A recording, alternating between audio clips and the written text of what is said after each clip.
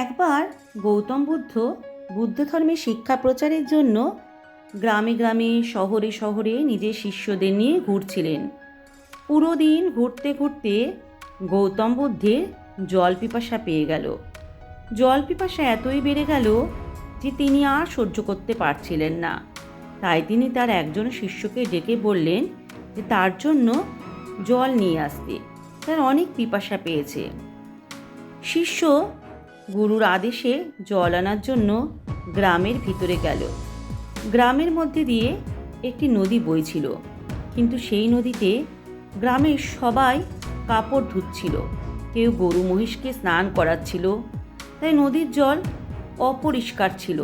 তাই শিষ্য চিন্তা করল, এই জল তো অপরিষ্কার, আর গুরুদেবের জন্য এই অপরিষ্কার জল নিয়ে যাওয়া ঠিক হবে না।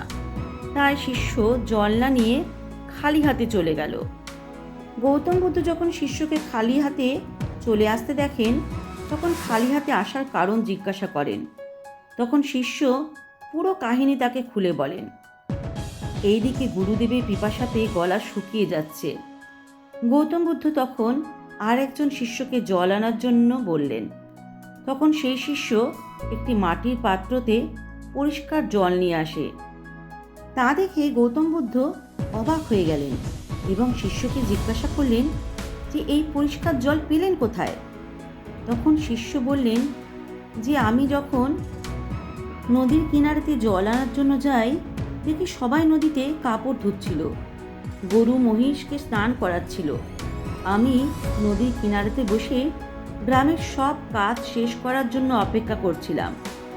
সবাই যখন কাজকর্ম শেষ করে যাওয়ার পর আমি জলের উপরে থাকা ময়লা জলের নিচে বসার জন্য অপেক্ষা করছিলাম। যখন ময়লা জল নিচে বসে গেল, তখন আমি জল নিয়ে আসি।